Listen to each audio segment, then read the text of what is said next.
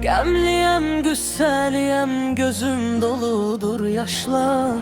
Könlümün her küncündə ağrılarım başladı. Bir külək əsir sanki soyuqdur üzümdə qəm. Bu dünyada tək qaldım, hardasan mən bilməsəm. Gəlmiyəm, qüssəliyəm, gözüm doludur yaşla. Könlümün her küncündə ağrılarım başladı. Bir külək əsir sanki soyuqdur üzümdə qəm. Bu dünyada tək qaldım, hardasan mən bilməsəm. Geceler uzanır, yuxuyadı qayıb məni. Hər baxışımda kədər, hər sözümdə bir ah var. Ümidin son ışığı sönüb qəlbimin içində. Dənizsiz bir gəmiyəm, fırtınada qalmışam. Nə vaxtı ki gülmürəm, unudub dodaqlarım. Ən şirin xatirələrə belə indi zəhərdir.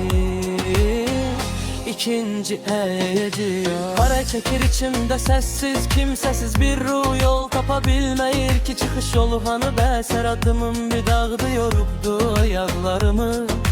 Boş bir səhra kimiyəm, susuzam, üşüyürəm əvvəlki sevincimi axtararam hər yerdə. Amma hər dəfə mənə yalnız qüssə cavab verir. Qəmliyəm, qüssəliyəm, gözüm doludur yaşla. Könlümün her küncündə ağrılarım başladı. Bir külək əsir sanki soyuqdur üzümdə qəm. Bu dünyada tək qaldım, hardasan mən bilməsəm. Qəmliyəm, qüssəliyəm, gözüm doludur yaşla. Könlümün her küncündə ağrılarım başladı. Bir külək əsir sanki soyuqdur üzümdə qəm.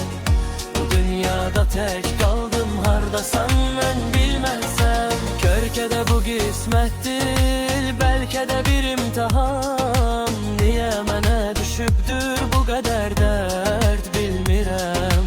İlahi bir yol göstər, bu zülməti qovayım. Dözməyə halım yoxdur, artıq çox yorulmuşum.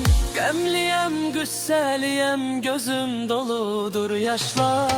Könlümün her küncündə ağrılarım başladı. Bir külək əsir sanki soyuqdur üzümdə qəm. Bu dünyada tək qaldım, hardasan